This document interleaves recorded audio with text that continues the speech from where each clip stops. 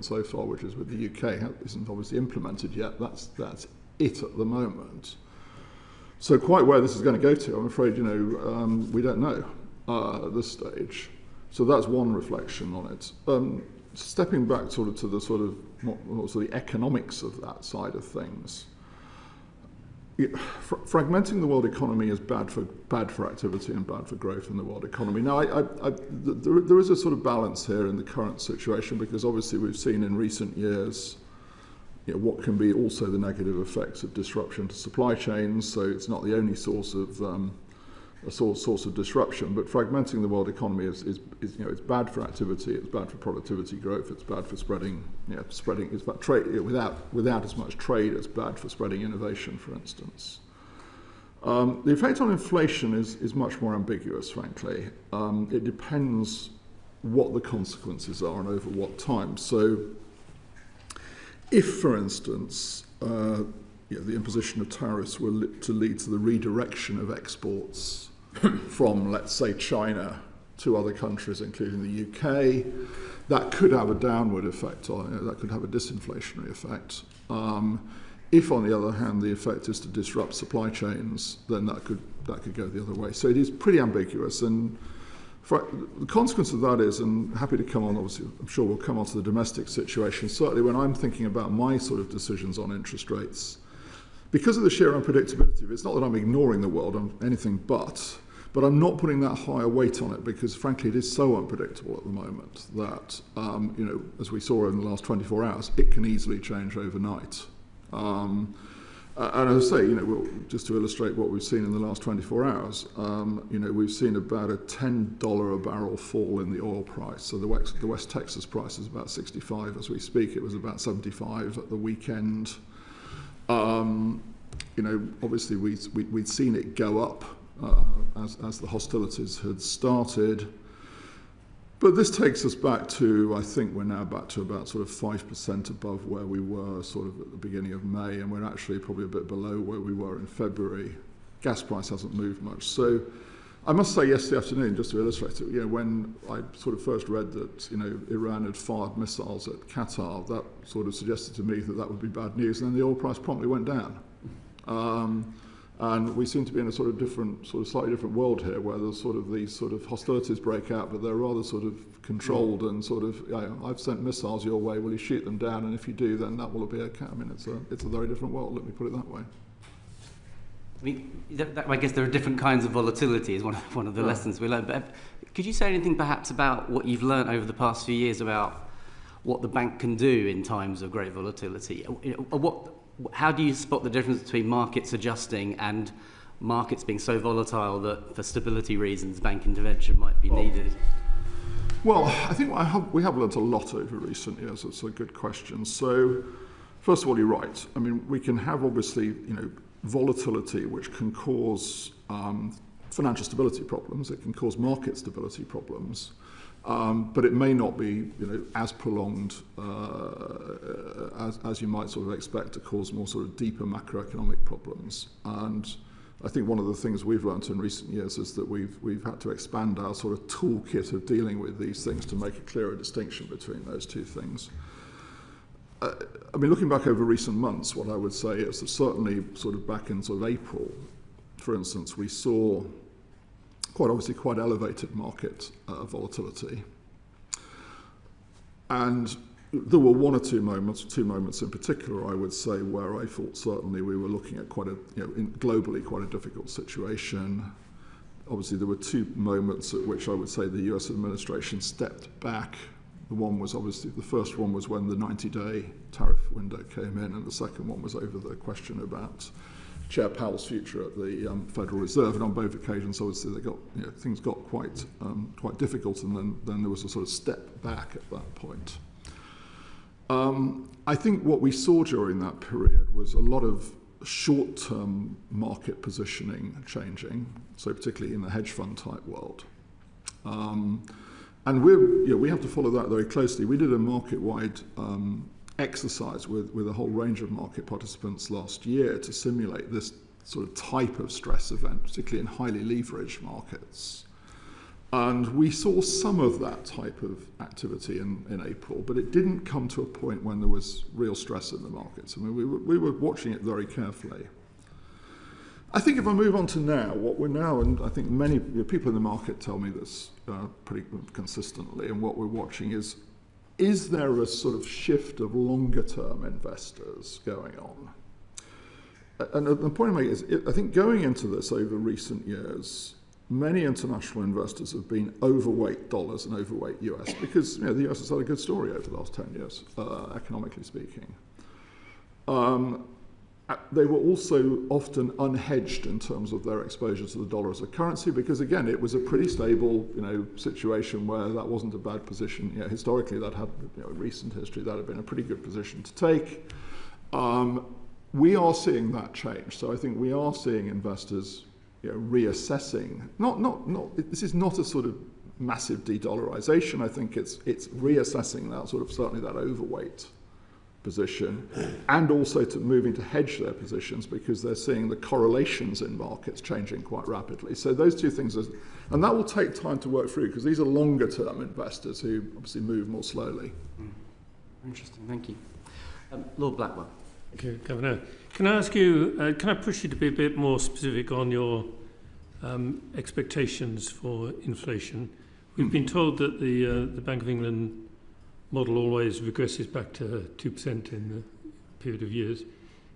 How confident are you that you have the tools to deliver that? And what are the main things you'll be looking at in managing monetary policy over that period?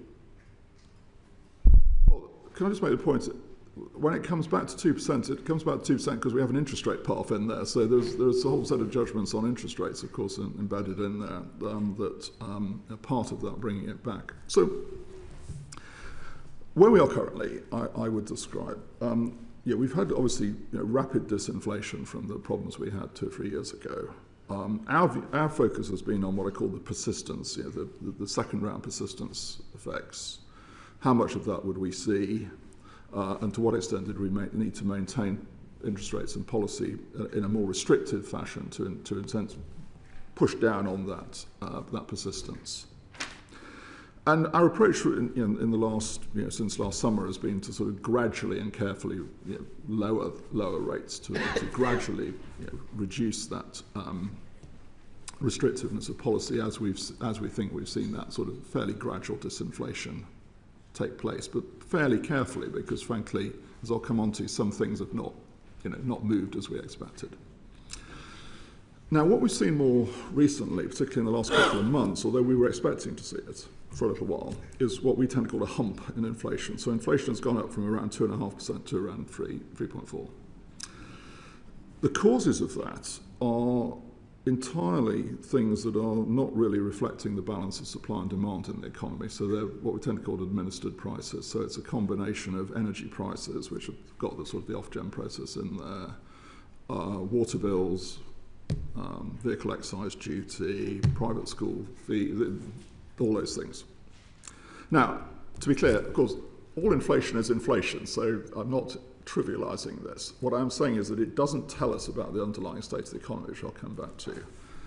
So the question then is, of course, is how long is it going to take to pull that out? Obviously, it's an annual calculation, and are we once again going to see any second round effects from that? And what stance of policy do we need to maintain to offset that?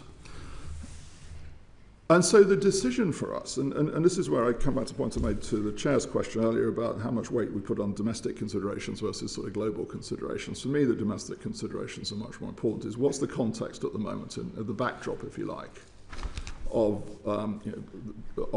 that to that question of how quickly is this hump going to come off and we're going to go back to targets. And this is where you'll get a range of views on the committee. My own view is that I think we are starting to see softening of the labour market, and that's a message I get when I go around the country talking to firms, but I do quite a lot of. However, pay increases are still well above a level consistent with the target. However, I get the message pretty consistently they are coming off. Our regional agents do an annual survey. They did it earlier this year, and the survey said, no, they are going to come off. And I think so far the evidence suggests that that picture is in place. You then get, obviously, the question, for instance, of the national insurance contribution increase, and how does that get passed through? When we go around, and our agents go around, I go around, my colleagues go around, I always lay out a menu of things that can happen to firms. I say, well, obviously you could raise prices, you can squeeze margins, you can reduce your labour input, you can have wage settlements that are lower than they would otherwise be, you could increase productivity, although that would take some time. And of course, you can actually do all of those because they're not inconsistent, they're mutually inconsistent. Obviously, it's always a question about whether you're getting a representative sample. I would say anecdotally, in recent weeks and months, I'm hearing more firms telling me they're making adjustments on both of the labour market sides, so both quantities and prices. I'm getting that story a bit more than we were at the start of when people were, before it actually came into effect, and people were speculating more on what they would do. So that's sort of contextually the situation where I think we are seeing an economy where there is some slack opening up, and that's why my view is the path of rates is still downwards, but it is going to be very gradual and very careful because, as I say, we've got this hump, we've got to see that come out. But I think that context is very different to the one we had, 3 or 4 years ago, 3 years ago now. So that's sort of, in a sense, what's motivating my decisions. But we have to come back to this, obviously, we always have to come back to it every meeting, but particularly, obviously, with what's going on in the world around us, we have to come back to it. We have a question coming up on the labour market, so I won't ask more about that. But a lot of people obviously have been interested in the past on the link between money policy, money supply policy, and the growth of money supply. Yeah. M2 grew at 3.5% or more over the decade, but slowed down recently. Could you just talk a bit about, what is your preferred measure you look at, what its recent performance has been, and what impact that has? I think I may have said this last time. I was saying my preferred measure is the ratio of M4 to nominal GDP. And as things stand, that is actually is now a bit below its pre-COVID trend line. So it's come off quite a lot, and it's a bit below its pre-COVID trend line. And I find that more useful than the sort of month-by-month movements, which can be quite volatile and can have all sorts of stuff going on in there, which, the staff always come up with some explanation of the month-by-month, say something's going on in the sort of some bit of the non-financial world. So I find that ratio a more helpful sort of, in a sense, backdrop to reading the money supply side of things. And as recent, you say it's about the same level as it was? It's come off a bit. It's come off, and it's a bit below the pre. So if you look through, put COVID to one side. If you look back to the trend line pre-COVID up to 2019 and extrapolate that, it's below that trend line, a bit below, not a lot, but a bit below it, and falling slightly. What weight does that have in any of your thinking? It does have weight. It's another factor that I take into consideration because it's another read, I think, on the underlying sort of, in a sense, condition of the economy and the underlying sort of tightness of conditions in the economy. So no, it does have a weight in my reading, yes. Thank you. Thank you. Lord Burns. Thank you very much. Good afternoon, Governor. I could just press on a little bit further from what Norman has been saying about and onto the issue about possible path of interest rates. In the most recent minutes, a phrase that are used a lot is the present restrictive stance. Yes. How is the word restrictive in this sense measured? Is this something to do with where real interest rates are relative to the expected growth rate of the economy? Yes. Is it what you think is the level that will reduce the growth of nominal GDP? Is it informed by the money to GDP? The phrase crops up a great deal, and it's it's as if it was the most obvious thing in the world. Well, it's important. I mean, obviously, it is important. I know, because it's an assessment of the impact of monetary policy, which, going back to that's the effect of it. So, Lord Blackwell's question is obviously important in terms of what effect policy is having. I would sort of divide it. There's many ways you can get at this question, but let me sort of lay out two, which are in a sense, not quite normally used, and tell you why I prefer one of them. The one I'm not so keen on is to say what's the level of so-called R star, where R star is the equilibrium neutral interest rate, and then sort of where are we relative to R star. I mean, the problem with it is, I mean, obviously, there's a whole range of so-called star variables, which are the sort of, like the equilibrium. So you can have, obviously, equilibrium unemployment, you have equilibrium output, and so on. The problem is that, totally with R star, I mean, if you do any estimation of R star, there is quite a big error band around it. And it is, of course, also dependent upon sort of prevailing conditions. So I'm not a great fan of this. There's some sort of permanent or long-term measure of R star, and let's assess where we are. And there's also, going back to what I've just said, there's also a division between what I call long-term and short-term measures of R star, because the short-term one is more cyclical, the long-term one is more structural. So which one are you sort of actually going for? So I don't find that so helpful. I think, so what we do and what our staff do is a lot of work on what I call the monetary transmission mechanism, to assess what is the impact of the level of interest rates on that transmission mechanism. So they spend a lot of time, for instance, looking at things like the mortgage market, things like corporate borrowing. What effect is the path of interest rates having? And moreover, what effect do we think it's going to have looking forwards? And that's important because take the mortgage market as the most obvious case. Of course, it's changed structurally a lot over the last 10, 20 years. To the system where we predominantly mortgages are now sort of 5 to 7 year fixed term. So again, you've got a very different path of resetting people's mortgage costs. So the staff do a lot of assessment therefore of how are the past interest rate rises passing through, what's still to come, what is the sort of profile of the adjustment of people's mortgage costs over the coming years. Where, of course, some will be going up and some will be coming down, depending on the length, when they last reset and what the term is. And they add all of that up, and that's where I get the sort of, policy is restrictive currently, and we try to sort of gauge how restrictive it is.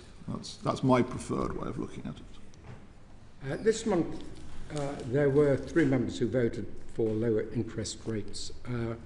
One has systematically voted for rates below the majority. The other 2 have from time to time voted for lower rates than the majority. I mean, is there any way you can describe what the significant things are that divide you?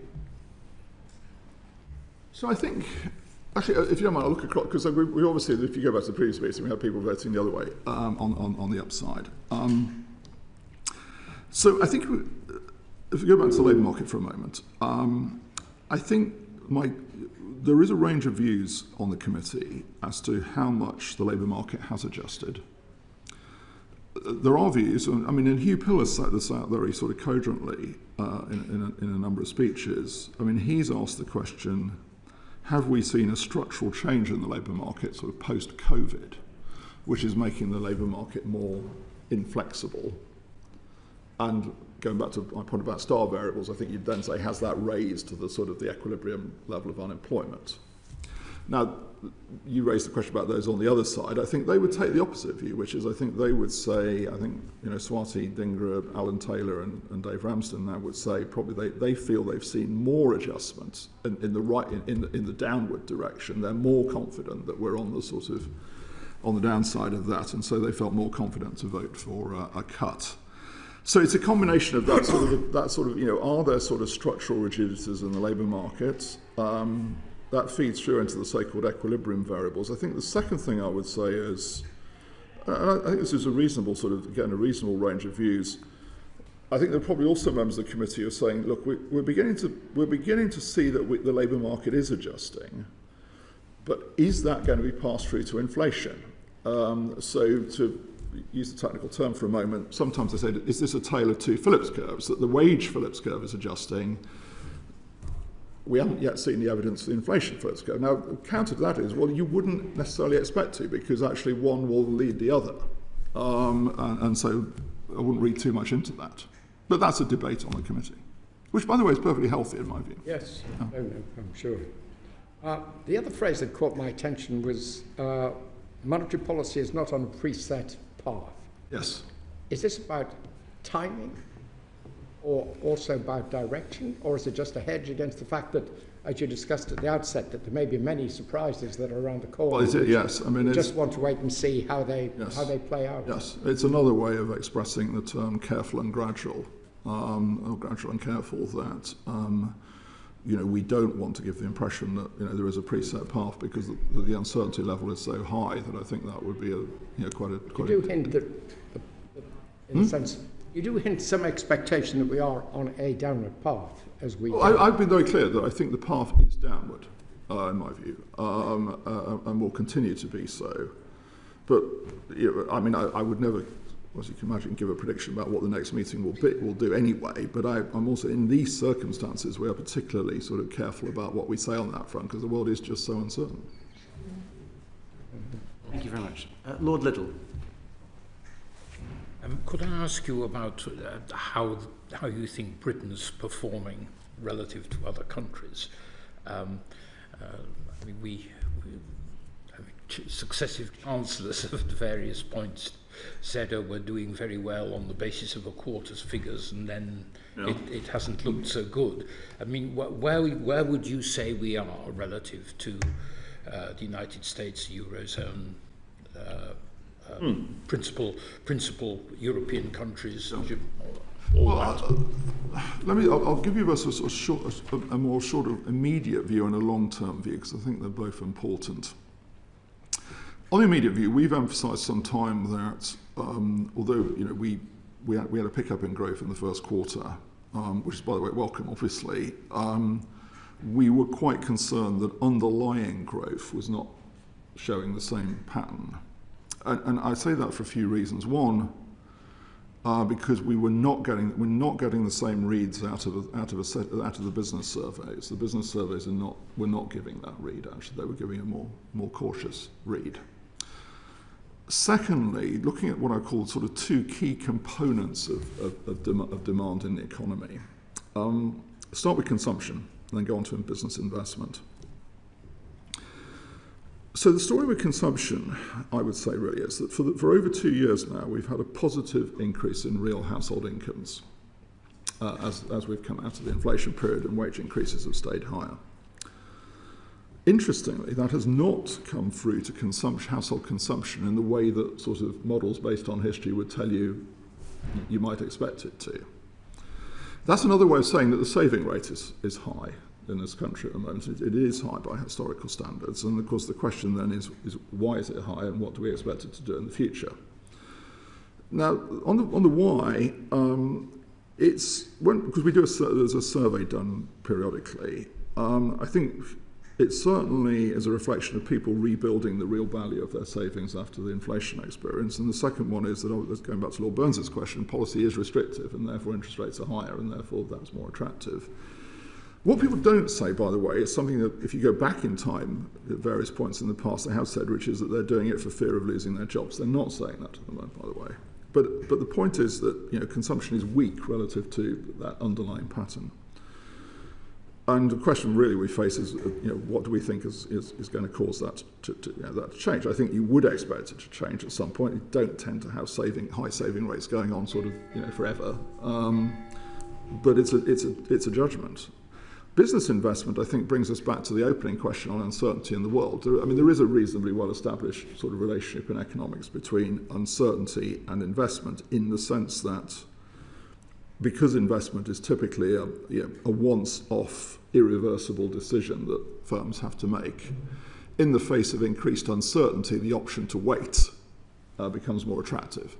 And certainly when I go around the country talking to firms, as I do a lot, I hear that a lot at the moment, that they are pausing investment decisions because of the level of uncertainty that is around. And that, again, I think the trade tariff issue plays into that.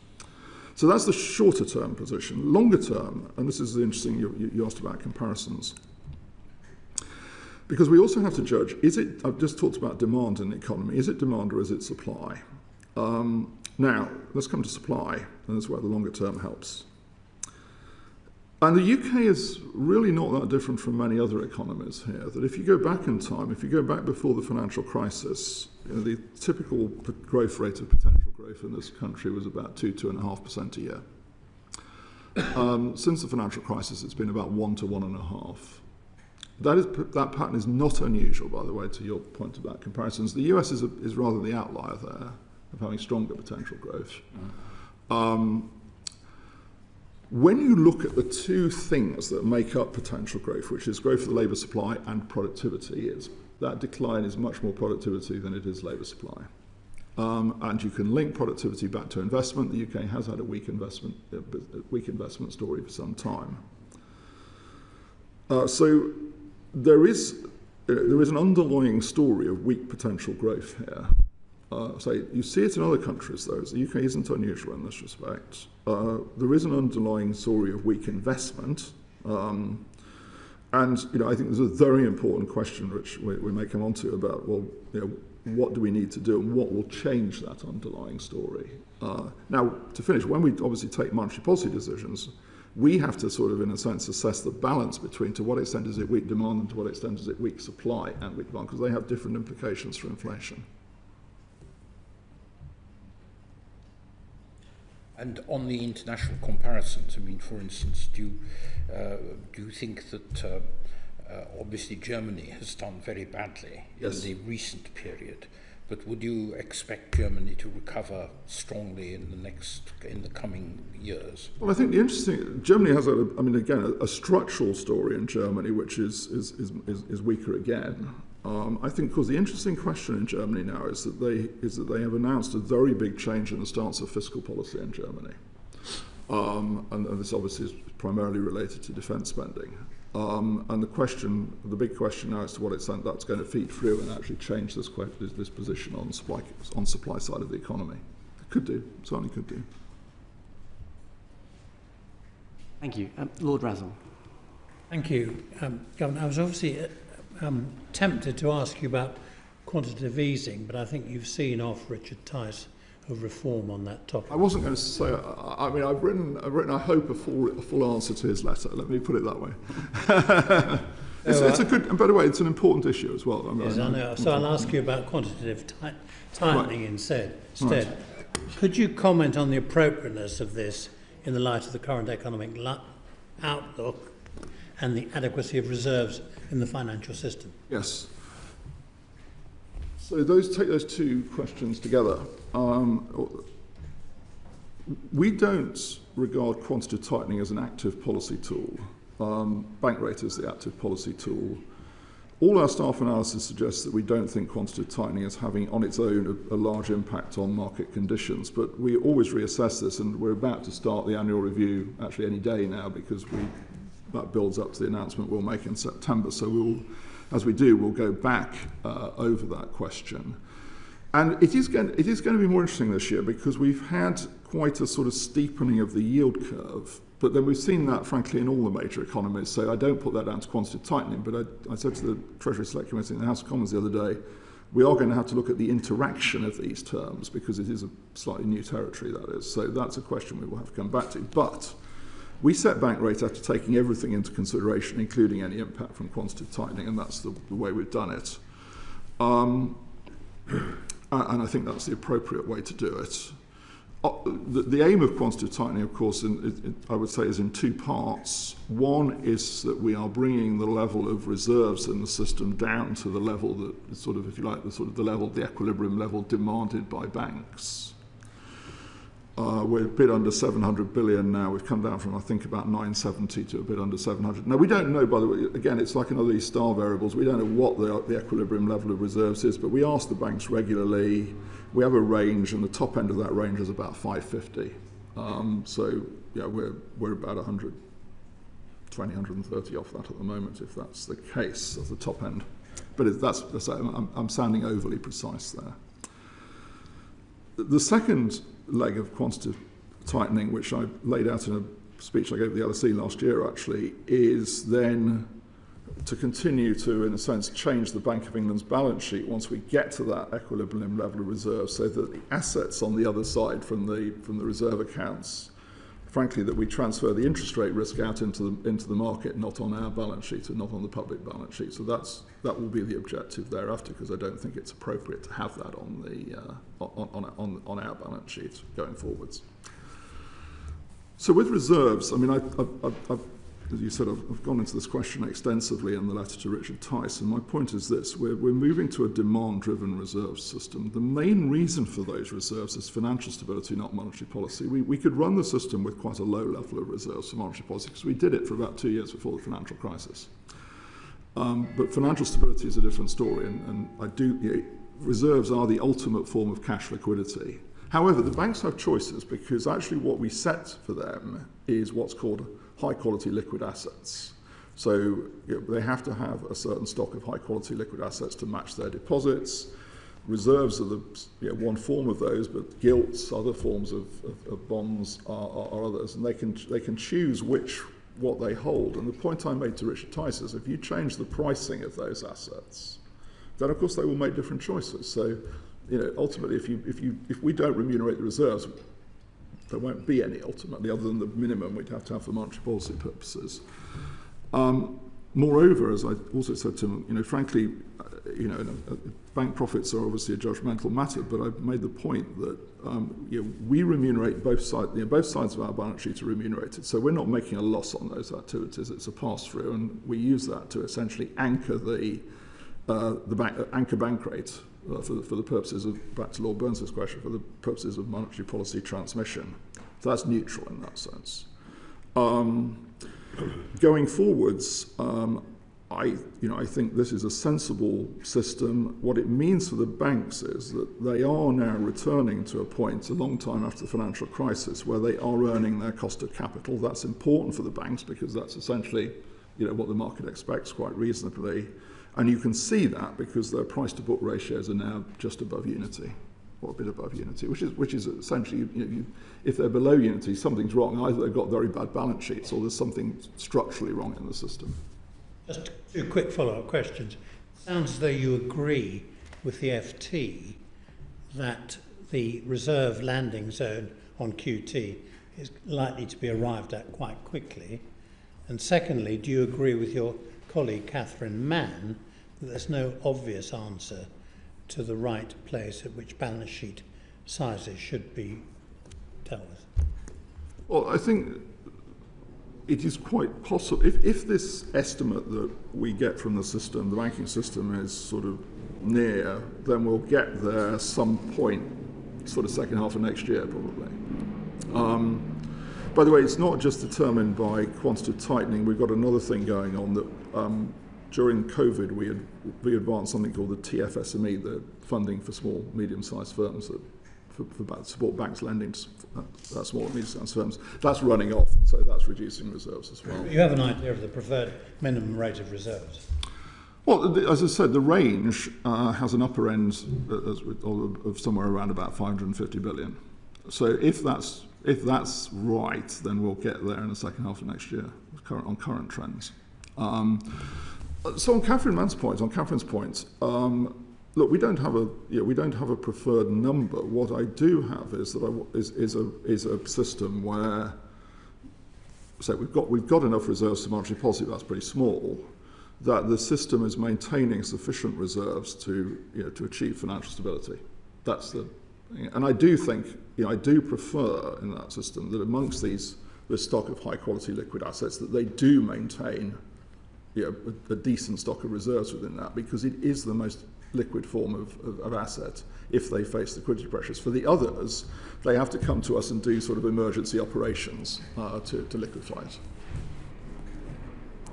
Thank or you. go into the market to do it. Lord Lonsbury. Good afternoon, Governor. Can we focus now on the state of the UK labour market?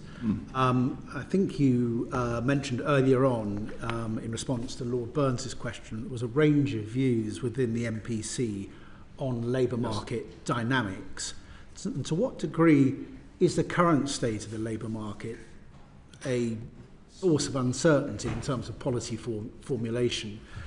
We have unemployment that is ticking up.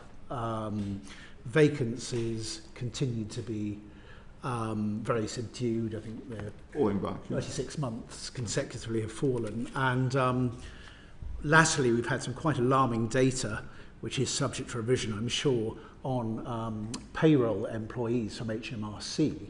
suggesting a fall of over 100,000 in the month of May alone.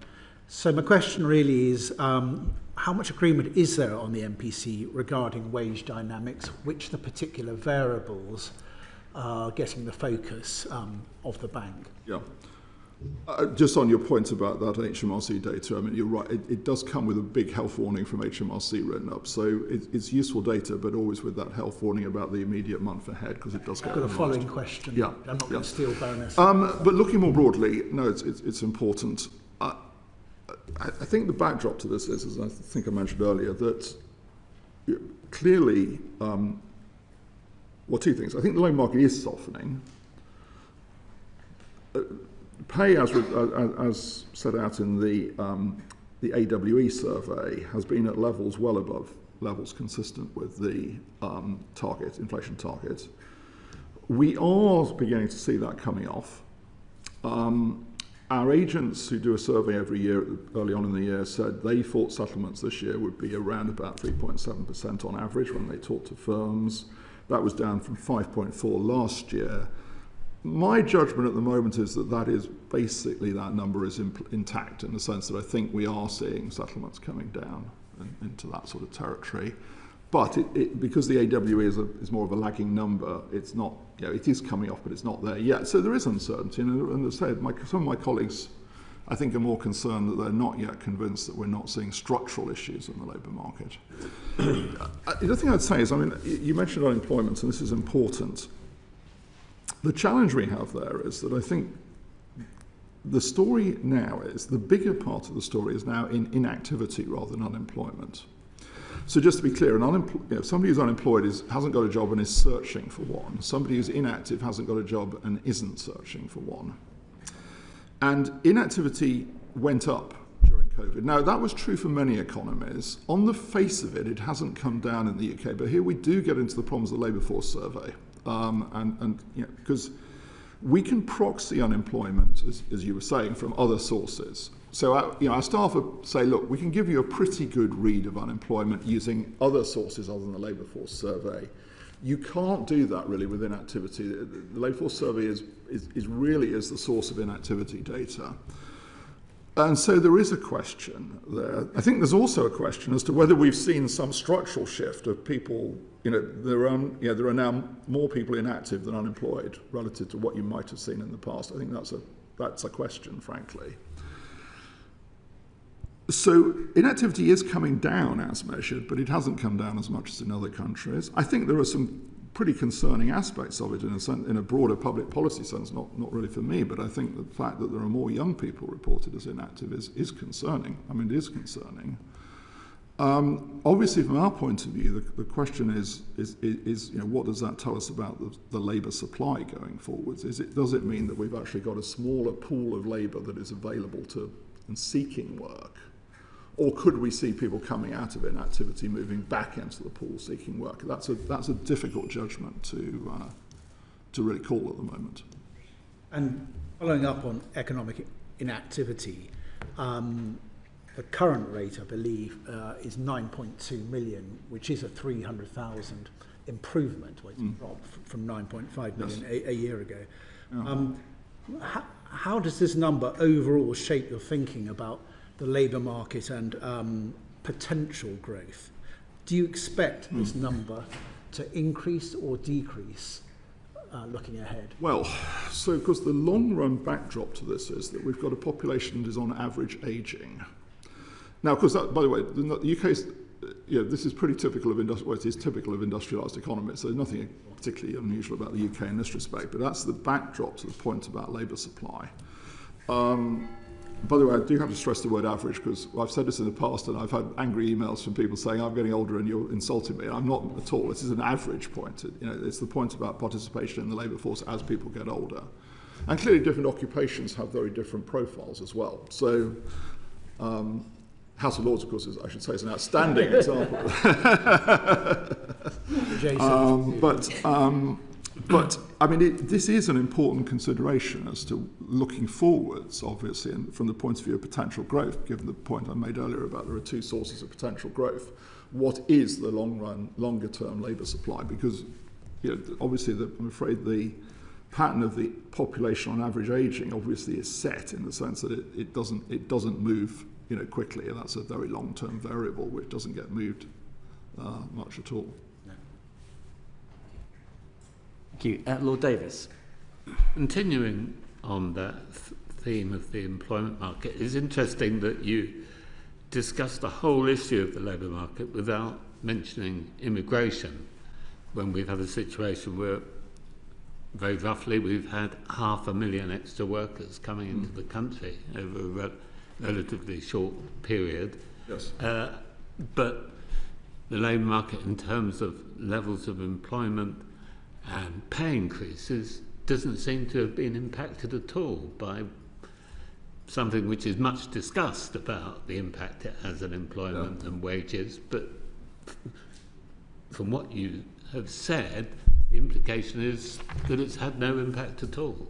Well, perhaps I shouldn't quite say that. In aggregate terms, it isn't as big as movements in the domestic population and the domestic labour force. So if you look at the aggregate movements, the bigger impacts come from movements in the domestic labour force. So, look, we do obviously look at the supply side of the economy very frequently, and we do obviously take the immigration numbers. We take the numbers that the ONS give us. The OBR also give us a view on it as well, but we take the numbers the ONS give us. We're not generating our own numbers. We're not making assumptions about what policies towards immigration are going to be. All I would say is I think obviously there is an economic side to that story, and it is a factor to consider in the overall stance of sort of approach towards it. But immigration on its own is not as big an impact on labour supply as the domestic labour force. And wages?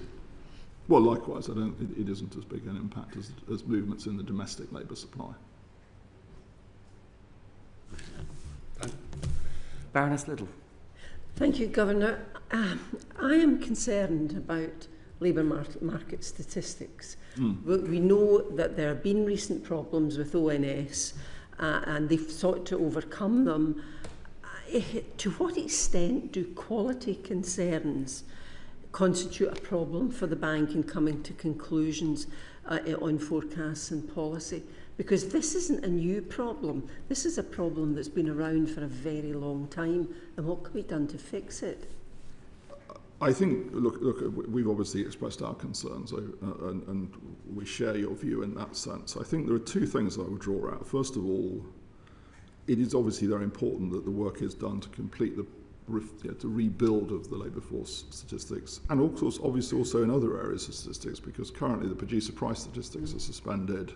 We had an unfortunate error in the consumer price index back in April to do with vehicle excise duty. And it is critical from our point of view that these issues are addressed. With the labour force survey, a good part of it obviously is participation. They have increased the participation rate, but it is not back to pre-COVID levels. And the problem in there is to what extent is it a representative sample.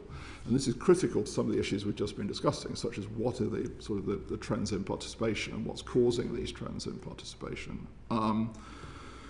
They have a plan to make further improvements in it, and we're very strongly encouraging that plan is obviously got on with and put in place. And that when you look at things like the CPI issue they had, that the quality control mechanisms are in there. Because that was to do, as I understand it, with the spreadsheet that had a number in there for the number of vehicles that were on one particular level of fuel duty relative to others, which was wrong. The second thing, and I think this is a thing that affects all statistical authorities, is that there are things going. I mean, there are always things going on that affect how the statistics are calculated. I think there is quite a lot going on at the moment. So two I would pick out at the moment. One is so-called intangibles. How we sort of measure intangibles, so in activity and in investment. So I know the ONS, for instance, are doing work where they're trying to capture for the measure of GDP and activity the value of data as a level of activity, and it is valuable because we're seeing far more of this with things like AI and so on. And I know that the ONS are working hard to try and come up with a measure of that, and that's the right thing to do because that's a reflection of the economy sort of changing around us. I think another area that I focus on quite a lot, going back to consumer price inflation, is the so-called dynamic pricing that goes on. And there is more volatility now in the services, one part of services prices. So if you ever now book a flight or a hotel or a room or a concert or anything, you know, you can find quite different prices, very different prices from day to day. I don't, by the way, I'm not saying the series is wrong, but I think there's a question about how you capture again the fact that these prices a part of it can vary rapidly from day to day. They obviously, quite rightly, they take the sample every month on a certain day at places across the country, and obviously how you control for these developments is another important thing to think about. That's not because things are wrong, it's how the economy is changing. You sound frustrated by it. Are you convinced by the statistics that you're having to work with? And what country does it better than we do? Well, look, we have been frustrated by the labour force survey because it is, as you probably detect from everything I've said this afternoon, it's a very important part of the underlying story of monetary policy. So it is frustrating. I think for many of these things, many statistical agencies are facing the same issue. I still find it hard to quite understand why the participation rate in this country is lower. During COVID, we just don't answer the phone, particularly when the ONS call us up. But we don't answer the phone. Now I don't know why. I can't understand why the British are any worse or any different to anybody else in this respect. Actually, it doesn't really. But that was a problem, particularly during the COVID period. So it is important. I mean, we obviously have our staff go over the data, and as I was saying earlier, we look for a lot of alternative sources to, in a sense, validate and cross-check data, and that's the right thing to do, and we'll go on doing that because it's the right thing to do, and we'll go on doing that. Does anybody do it better than we do in the UK? I'm not an expert on other countries' statistical agencies, to be honest, so I'm not that well qualified to answer that question, to be honest. I have not spent a lot of time looking at how other countries do it in that sense. I think there are some methodological differences. There's a lot of common ground. One area that I have highlighted before, because I think it is interesting and it's actually in some ways relevant to other areas of policy, is this whole question about output in the public sector and therefore productivity, which does feed through to total productivity. So we saw this during COVID. I mean, the health service is the best example of this. The UK, I think the ONS would say the UK is actually ahead because they actually seek to measure actual things. They measure things that the health service does. So, procedures, operations, trips to the dentist, what have you. I think a lot of other countries still basically take the amount of spending, deflate it, and get a total aggregate output measure. Well, the problem during COVID, of course, was that the stuff they measured stopped happening. Yeah. So, I remember Rishi Sunak and I, when he was chancellor, saying this is just what the hell's going on, because health service output fell off a cliff, but it was quite clear the NHS was absolutely totally at it. I mean, can't criticise them for not working hard. They were really working hard, and that was a product of the way it was measured. And I say in normal times it may be a better way of measuring it. What we have had, though, is quite a big fall-off in productivity in the health service. So you look at productivity in the health sector relative to end of 2019, pre-COVID, it's come down a lot. Now, the question is, what do you read into that? Is that about measurement or is it about something real? I don't know. Thank you. Ernest Wolf had a quick follow-up. Yes, it is a quick follow-up. It's actually a very quick observation and a very quick follow-up. The observation is that actually in some countries you are legally obliged to answer some surveys. This probably doesn't get you 100% response rates, but it does get you rather higher ones. But the more general question is actually about the extent to which we have become over-occupied with apparently detailed and precise survey data, which are being updated constantly. If you went back sort of 40 or 50 years, there was probably less of it. And I wonder if you have any observations about whether you feel that on the whole where we are now is way better than where we were 40 or 50 years ago, or whether we may have become over-dependent on the supposedly detailed updates of supposedly highly accurate quantitative data. That's a really good question. Well, I'll give you one example. Let's go back to unemployment. We managed to raise interest rates from basically nothing to 5% and disinflate the economy without having a big increase in unemployment. And I think, well, that's good. But if you go back to this question about inactivity, then you say, well, yeah, but what is going on really here? And therefore I don't go around saying that, because I'm quite hesitant about this. And that's, I think, an argument of saying, look, we do need to try and use the data to understand the story as best we can, actually. Thank you. Lord Pettinger. Governor, good afternoon. The question I have is really about productivity again, and productivity is clearly an issue for the whole economy. It's clearly too low. And my question is really observations on 2 points. The first one is the disparity between, I would say, more optimistic productivity forecasts from the OBR and those of the Bank of England, yes. And that as it relates in terms of all the decisions you have to take, and also the fiscal side of things for the government. And the second is really how do you think about the methodology for the Bank of England? How do you think about productive forecasts, long range forecasts? Well, first of all, I mean, obviously the OBR should speak for themselves, but I'll have a go.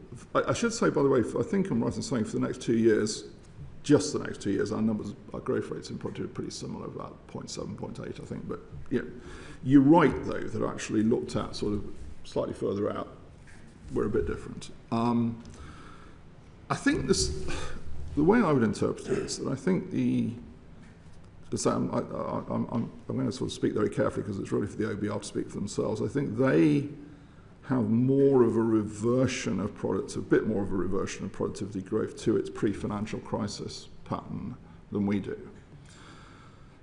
And I think the question for me there is a really important one, which is what caused this fall off in productivity post-financial crisis? Is it the financial crisis or is it something else?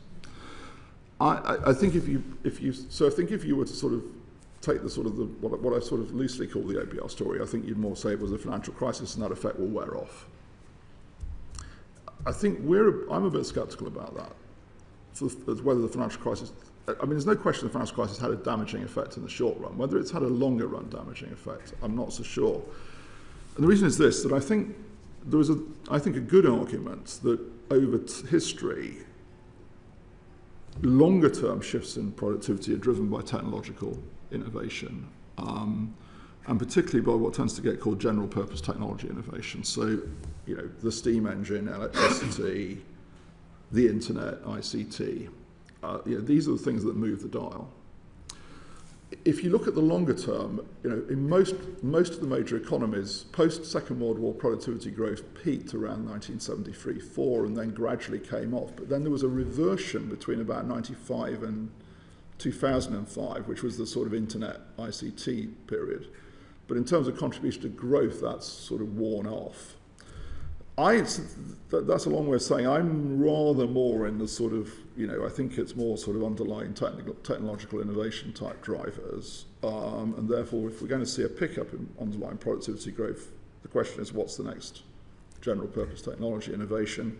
Well, best guess it's AI, actually, in the sense of what's the most promising thing we have on the horizon at the moment, it's AI. Now, the other thing I would say is that going back to these sort of past general purpose technology innovations, they do take quite a long time to come through into productivity data. So I'm not saying, people said it's about 40 years between Edison first wiring something up and electricity coming through in US productivity. It won't be that long. I mean, don't get me wrong, that's, we're in a different world now. But they tend to take somewhat long because we're all, and I see it ourselves. I mean, we're all essentially experimenting with AI at the moment, and the expectation we'll get something from it. I think we will. So it's a long way of answering. I think one way you could describe the difference is that I think our story is more driven by that sort of more sort of underlying sort of innovation type story. OBR speak for themselves, obviously, but maybe they're more sort of saying the financial crisis effect will wear off. Thank you. Lord Blackwell had a follow-up. Governor, do you think there's anything in the argument that the scale of immigration has had an impact on productivity? And productivity is an average number. If we take in a high volume of relatively low-wage labour, the argument could be that disincentivizes investment that would otherwise drive up productivity. It also fills a number of low-wage jobs such as delivering Amazon parcels that didn't exist before. The highest growth in productivity, I think, in British history followed the Black Death when the population halved. I'm not suggesting that that's the remedy, but how do you take account of immigration as an impact on productivity? We do. We do. I don't think we can tell you any sort of precise story on that. That would be for other parts of, I think, government to assess that. So we look at the overall level. But I think I would not drive that story in terms of what I call sort of particular supply of particular sorts of labour, as much as what's the demand for labour, and as you say, I mean, what do these technological innovations mean in terms of demand for labour? So Amazon delivery would be a good example of it. I don't subscribe to the view that technological change destroys jobs in a sort of mass unemployment sense. I don't think it's done that over history. But it does cause, obviously, the need. It does cause a change of employment mix. Quite clearly, some jobs disappear, some are created. It creates a demand, for training and investment in the skills of the labour force. I mean, the other thing I'd say, I go around the country a lot, and I do go to employers. I was been to a couple recently who said, "Look, we just could not get the skills we need. We've had to go abroad." To find the people, that have the skills to expand our business. I mean, that's you do hear that. Lord Turnbull. Can I ask you some questions about the appetite for UK debt? Yes. When Robert Stephen retired, he gave us a very bullish account. Said it's not surprising given he'd sold about 2 trillion over his career. Yes. But he said, if we're looking forward, are there any structural changes? You get to a point where I think you're indicating not far off. We might be at a point where the bank is neither a net buyer or a net seller of debt. Are there any of these structural changes either for or against the appetite for debt, given that the projections have it, OBR have it staying quite high for quite long, and not many people really bet very much that it would turn out better than that? No, it's really interesting. So I think we've seen 2 quite big structural changes. And I don't think, by the way, UK government debt markets are unusual in this respect. So the first one is that there has been a change in the mix of buyers. So obviously we're not buying, and the LDI pension funds, this is particularly at the longer end actually, the LDI pension fund sector isn't buying in the way that it used to buy. I think we are seeing more buying from a combination of actually bank treasuries, going back to the discussion we were having about the mix of high quality liquid assets earlier in this session. We're seeing more overseas investors buying on average, and we're seeing more hedge fund activity, and I'll come back to that because that's the second point I was going to make. So there is a change in the mix of buyers. Our market intelligence staff would say to me that one of the consequences is that you've got a mix of buyers now who are more sensitive to relative yields in the market in terms of their investment activity. So you've got a somewhat different mix of buyers in terms of their sensitivity to yields. The second point is this point particularly about hedge funds. So I think all the major government debt markets have seen a very big change over the last decade. I made a speech on this earlier in the year. So that what you've seen is a big change from and this is particularly in the primary auction market, but it carries on from there. A decade ago, what I would call the bank dealers were the main buyers in that market. Today, and they say the gilt market is no different from US Treasury market or indeed other major government debt markets. It's actually largely hedge funds who are buyers. You've also got some non-bank dealers now in that market who are sort of crossing over between those 2 landscapes. So the pattern of buying and activity is very different. And the point I made in the speech, and this is something going back to the volatility we saw in April, we see somewhat more of is that there is a lot more leverage in government debt markets now than there used to be, based on that pattern of buyers. So things like the basis trade, where they're trading between cash and futures markets. The profile of activity in government debt markets has changed hugely in the last decade. Now, if we globalise that, lots of other governments have projections of borrowing staying very high for very long. Is that a problem for us? There is the old story about two hunters chased by a lion. You don't have to run faster than the lion, you just have to run faster than the other guy. That so long as we can stay not being an outlier and maintain our position. So it's very interesting, actually. Start by looking at the UK for a moment, just the UK. If you look at the pattern of the UK, again, since the financial crisis, what we've seen actually is quite restrained borrowing and debt levels in both the household sector and the business sector. Against that, different stories, you say, in the government debt market, in the government sector. So we've seen a change in the pattern of overall indebtedness in the economy, because I get asked quite often, well, you've put interest rates up from nothing to 5%. You must be very worried about the impact of that on leverage and indebtedness in the household and business sector. And I said, well, I can understand why you asked that question, because I would ask that question. But actually, when you look at the numbers, they're actually not that, they're not at all, concerning in the aggregate. And by the way, there will always be people, obviously, who are badly affected by it, don't get me wrong. But in aggregate, so some people sometimes call that that's quite a Ricardian outcome in terms of the balance of debt. I'm not sure, I don't have the figures in my head for other countries, whether you're seeing the same thing in other countries. That's an interesting question. One, I think I've said to my colleagues, we do need to look more into as to whether we're seeing the same pattern in other countries. Because there is a shift towards sovereign debt. There's no question about that globally. There is a shift towards sovereign debt. Now, I think part of the problem there, or part of the issue there, is that there are, at least to my mind, three structural headwinds that we're facing now in that world. One is, going back to what I was saying earlier about the impact of an aging population. Two is obviously the turnaround in what tends to be called the post-Cold War defence dividend in terms of public spending. And the third one is what we do to adjust to climate change.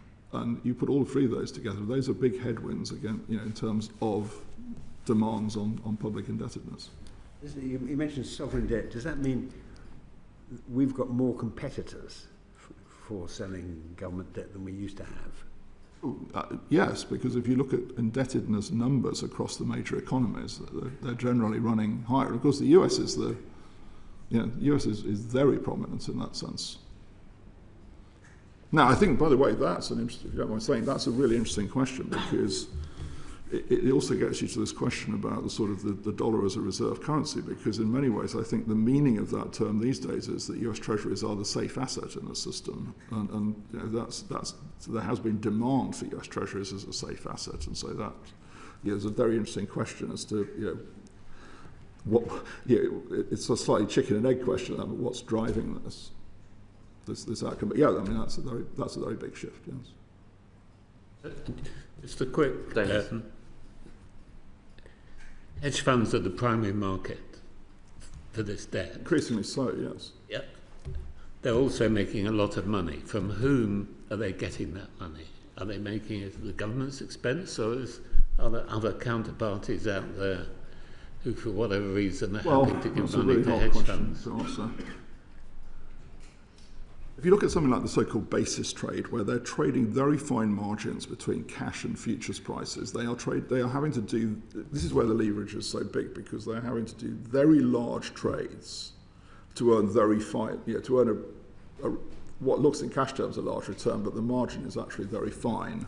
What that means is the leverage is very big. Now, not a question I don't think I really could answer easily as to, because it's a good one, which is, well, in the counterfactual, where would those returns go if they weren't doing that? That's a hard question to answer. Would they go into the banking system? Would they go somewhere else? Good question. I don't know. Someone must be paying. Well, their profits. You'd have to sort of, in a sense, sort of compute the counterfactual to what would the system look like without that. And the people who are paying don't know they're paying. It's just yes, like, I mean, I don't think it's like the air we breathe. Yeah, I don't think we can. Any of us can say, you know what, I can see how much. No, I don't think we can say that. Ernest Wolf. Yes, I'd like to ask you a question about the OBR and contextualise it a bit in terms of first where you started, the growing unpredictability of the environment, and secondly, the question that Baroness Little posed about the fact that our data are really not tremendously trustworthy or reliable. And so we've got the OBR, which is making very, very precise predictions and judgments, and has to do that. And these feed into fiscal rules, which then in turn mean that the government sort of suddenly jumps around at the spring statement and cuts something here and cuts something there. And clearly this has some obvious defects as a system, though it may be better than the others. So I had sort of two questions about this. First of all, does this system with the triangle of the OBR, the Treasury and yourselves, how does the impact of the OBR on the government because of fiscal rules in turn impact on the decisions that you are able to make? Is it a serious issue for the bank in terms of its own decisions? And secondly, I wonder if I could invite you to speculate on whether there are any ways we could make the system slightly more acceptable and less likely to create bizarre swerves in order not to break an arbitrary rule. Well, obviously, look, it's not our area of policy, so I'm going to be very careful what I say because it obviously really is for the Treasury and the OBR. First of all, I mean, I would say we work very closely with the OBR and with the Treasury. As I've said before, I'm sure we take, we condition our forecasts on announced government policies. Now, what in practice that means, obviously, is the government tells us what the policies are, but actually even more practically, we take the OBRs. I mean, if you take things like fiscal multipliers, for instance, which are important, we don't do them ourselves. We take the OBRs, the fiscal multipliers. So there's quite a decent sort of OBR input in that sense, and we talk to the OBR a lot, work closely with them. We can understand their thinking behind that. But ultimately, say we take announced government policy as given.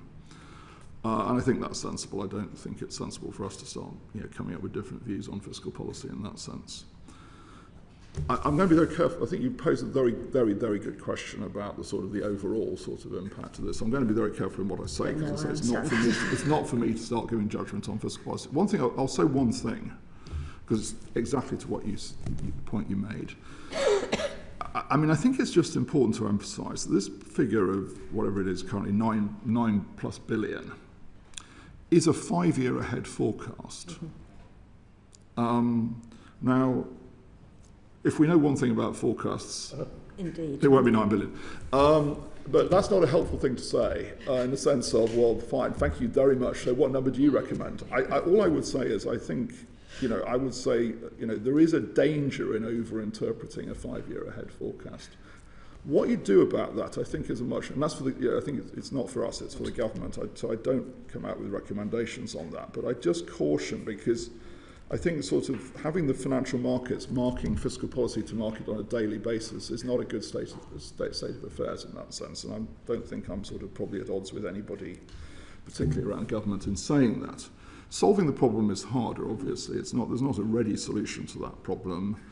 Some people say, well, of course, if only you had a bigger number than 9, but that comes at a cost, obviously. I mean, that's for the Chancellor, but it comes at a cost. So I'm not prescribing any solution, but I do think we have to be careful about over-interpreting numbers that are inherently uncertain. Okay, thank you. Lord Lamont. Good afternoon, Governor. When you last appeared before this committee, the subject that we asked you about quite at the time was sustainability of UK national debt over the longer term. Would you like, the questions never change, I don't know about the answers, but perhaps you could update us on your views on that? Well, I think, let me come back to the point I made about these, in a sense, these 3 headwinds. These 3 big headwinds that are running, against certainly all developed countries, if not all countries. So the impact of an ageing population, and what that means for the fiscal position. And by the way, both in terms of obviously of the demand on public spending, but also the issue of the labour supply, as we were discussing earlier. the question of, I mean, sadly, the question, you know, I say sadly, I was in Ukraine on Friday, so I saw this for real. I mean, the impact of the post-Cold War defence dividend essentially turning round now. And the third one is whatever, you know, is the right approach towards tackling climate change, which again, you know, I leave to others to decide. All of those things are obviously very important. I'm not going to prescribe what should be done about it. I do think that it's important that, you know, I don't want to sound preachy about this, that we do have a proper debate with the public about the implications of all of this and what it means for the evolution of the economy and the evolution of public debt. It's partly going back to, you know, Baroness Wolf's question about, you know, not being constantly focused on a 9 billion number and saying, look, there are some very big moving parts here, to your question, Lord Lamont, in driving the longer term sustainability question. And those are very important, much broader public policy questions. They're not for us, I'm afraid, at the Bank of England, but they are broad, big public policy questions. You say they're not for you at the Bank of England, but I mean, you must be very concerned about it for the longer term.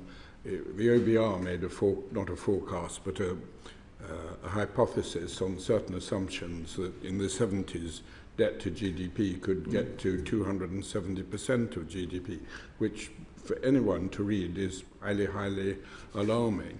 I mean, do you think, I know you've made speeches about this, in particular about aging, if I can roll this into the next question as well. But do you think anyone's listening, or do you think the public are paying any attention to it? I mean, I was very struck by an interview that Charles Goodhart gave, who, as you know, Charles Goodhart worked at the Bank of England for very many years, highly respected. Yes. But I don't think he said anything like this when he was in the Bank of England. And he gave an interview to the FT in which he said, referring to ageing, that the costs are going to be enormous. We're in for a fiscal crisis down the road, and we don't know how to solve it. And he went on to say, after he said it was impossible to add to borrowing, taxation was near its limit, he went on to say this: you know that something is unsustainable, but you don't know when the dam will burst. But in macroeconomics, things can go on pretty much as normal, because that's what people have come to expect. And then suddenly, something happens. Yeah. Do you think that's an exaggeration? I think Charles made a very good, if I remember right, because I was very interested to read it too, I think Charles made a very important point there in emphasising that how important the productivity story is there. Because in terms of if you sort of ask the question, what breaks us out of this position? And I think Charles has answered that, it has to be productivity. And I think he's right. And by the way, that's critically important, because if we've got a declining labour supply, because or the labour supply isn't rising, at the very least in the way that it has because of this structural factor, then the productivity story becomes even more important. Going back to my point about what determines supply side growth, so I think that's critically important. And look, if you don't mind me saying so, I think the fact that this committee is doing an inquiry on this is very welcome. I really, you know, think it's important that all of us find a way to emphasise how important these questions are as a matter of public policy, because otherwise I think we're stuck in this world of sort of managing the sort of, you know, the which we have to do, obviously, managing the sort of the problems of this year and next, rather than saying where's it all going to in the future, because it's critically important. And I think it's critically important that we lay the situation out to be explained. Thank you. Lord Vergie. Good afternoon, Governor. You've talked briefly about climate change and headwinds. In early June, the FT wrote that senior Bank of England staff members who resigned from the climate and nature risk supervision roles have complained that the central bank neglected the issues, leaving the UK financial sector underprepared. Can you just comment about that? Where do you think? Yeah, I mean, I obviously read the article. I think the point was being made was, certainly my approach to it, and I don't apologise for this, is that the government has set us a very clear remit in that respect. I think it's much more applicable to financial stability than it is to monetary policy in the current environment. It's not irrelevant to monetary policy, but it's much more applicable. climate enters into our considerations as one of the risks to financial stability, and that's how I look at it. It is a risk. There are different views, of course, around the world. I mean, the US administration will probably take a somewhat different view of this. One of the views I think embedded in there is a point Mark Carney made in the past, which is this question about the horizon. I mean, what's the horizon over which the financial stability risk crystallizes, and how serious it is? But that, for me, it is one of the risks we have to look at. I'm not going to pick it out as a sort of put it up in lights above everything else. It is one of the risks we have to look at it. And if people criticize me for that, I'm going to say, look, I think that is our remit in respect to financial stability. Governor, can I just get back briefly to the ageing population question? I mean, this may be a 10 or 20 year problem, and you may not think you'll still be governor in that time, or we may hope. I definitely won't be, actually. But if we have, as the forecasts project, an increasing proportion of the population not in the labour market, but their spending power will continue to increase because although there are poor people in retired, there's a lot of asset-rich retirees. And yet the productive capacity of the economy without productivity growth, won't be growing commensurately. Not only does that raise the question of fiscal issues, but doesn't it also raise the question of getting into continued inflation pressure of growing spending relative to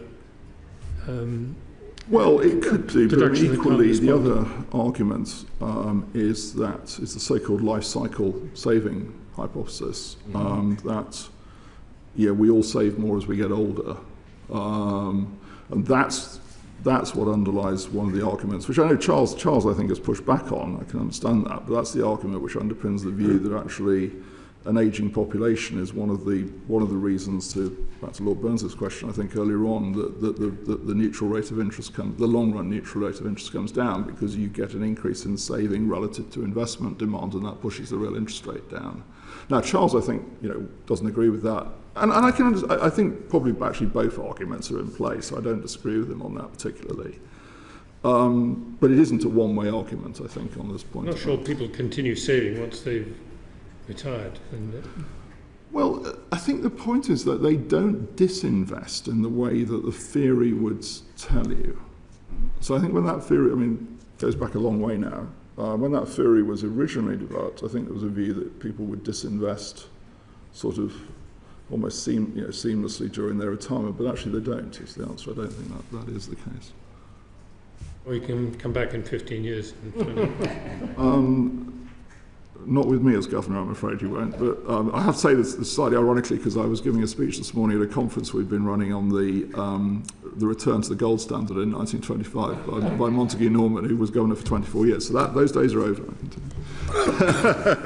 And I'm going to ask colleagues if they have any final follow-ups in a second in response to things you said. But I have one myself, if I may, which is going back to the beginning of our discussion, or the first few questions. You gave us your account of your expectations about inflation and rates. But I wondered, in a comparative sense, what you think explains the stubbornness of inflation in this country compared to the United States and the European Union. Maybe that's not the right word for it, but disinflation has certainly been weaker in underlying inflation here. What factors do you think you can point to explain? Well, I think one factor is how, it does look as if, sort of going back over recent years, we've had a tighter labour market. So this comes back to this point about inactivity as to exactly what the labour market position was. But look, I would say this, going back to the 2021 period particularly. I would say to people, what was hardest to read at that period was what was going to be the impact on the labour market of the ending of the furlough scheme. Almost all forecasters were expecting it to lead to an increase in unemployment, and it didn't. So the labour market looks like it was much tighter during that, coming out of that period, and the UK may well have had a tighter labour market, and it may be part of the story about higher levels of inactivity. Now, so we now think we're seeing slack opening up. We think we are. That may be part of the story. Do any other colleagues have any final follow-up questions. Can I? No, sorry. You go first. Please, after you. Okay. Well, it follows on directly from Lord Wood's question because it comes back to the labour market and actually the comparisons with other countries. And I know obviously you can't be an expert on every country, but when you discuss the labour market and the inactivity rate, but one of the things which it seems to me we don't pay as much attention to as we should in policy discussions is not simply the tightness, but the degree to which people move jobs, job mobility. Yes. And I wondered if that was something that you did pay attention to. So we do. So one of the helpful things in the last month, but only in the last month, is that another part of the LFS is actually flows in the labour market, and that has been suspended for quite a while. So we've had no flow data, and that is a problem in terms of exactly your question. So we've now got, I think, one reading, and we're now hopefully going to get some more, obviously get a series of them, but we don't quite know how, obviously it goes back to the overall state of the LFS as to how good those readings are, but not having the flow data, so this is flows in and out of employment, Right. inactivity and unemployment has been a considerable, handicap in that sense. Better, yeah.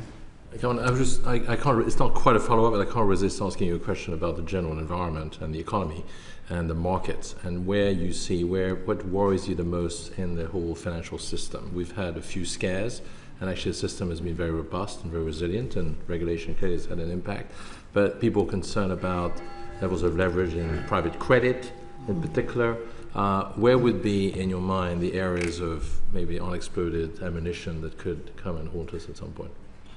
I think there are two that are of particular focus for me at the moment, and I do have a rather global perspective because I'm about to take over as chair of the Global Financial Stability Board because obviously I don't have enough to do. So anyway, and you've sort of mentioned. I mean, the first one is this whole question going back to the question Lord Turnbull asked and others asked about debt markets. There's this build-up of leverage, and particularly the build-up of leverage in the non-bank sector. So a lot of our work is focused on that.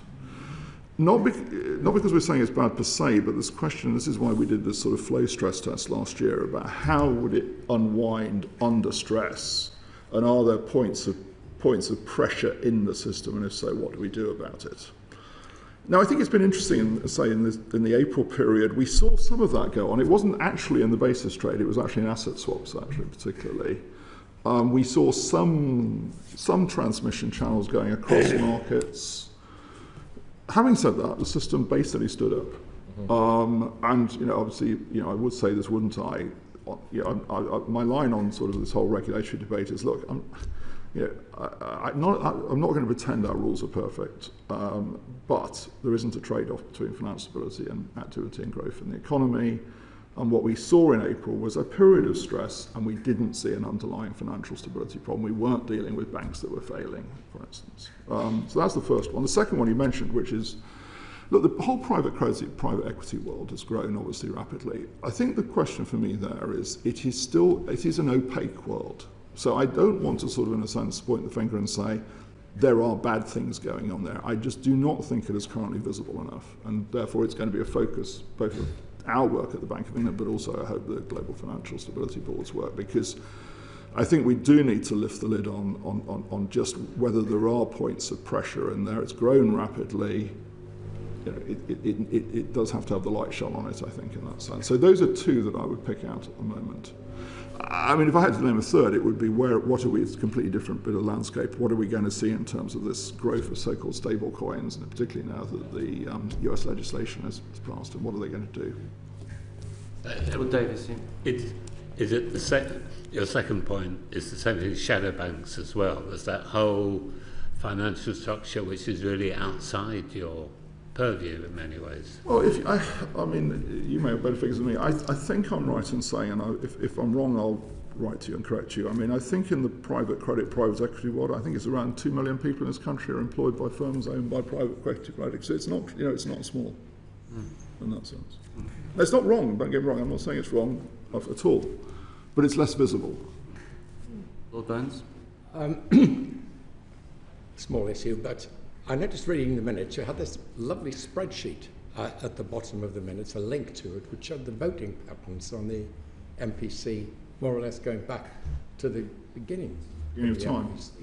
And I just happened, I had 5 minutes to spare, and I was looking down this, and it seemed to me, I would have said on the face of it, the number of minority votes are extremely small, considering the degree of uncertainty that there is in this world, as we've been, saying about the extraordinary things that can happen. I mean, do you think it's the sort of number you would have expected, higher or lower? Well, I mean, it gets a lot of attention whenever anybody. Yes. I mean, it's more than in other. It's more than in other monetary policy bodies. I should say. What happens in other monetary policy bodies? It's more than in other monetary policy bodies. My approach, because I know we've had this discussion in previous years about groupthink, is that I do think it's important that the essence of the way our system works is that the 9 of us get in a room, we deliberate at some length, as you know. You've been there, and we reach a view, and I want my colleagues to feel they vote their view, but we do have to have an outcome, obviously, and we do get an outcome. So I'm very robust on the fact that I really don't think there is groupthink in the committee. I do get the opposite pushback from people saying, will you people just please sort of get together and come up with a single answer? So this argument goes both ways, frankly. I think what we're seeing at the moment is a genuine expression of the views of people on the committee, and the fact that there are different views, as I described earlier, I welcome, in the sense that I want different views on the committee, and I want people to feel they can express them, and that you can see that they've done that. Lord Virgin. I think I'm right in saying that we have not mentioned China in this whole session. No, you haven't. Can you just comment a little bit about long-term debt sustainability with a really changing geopolitical world?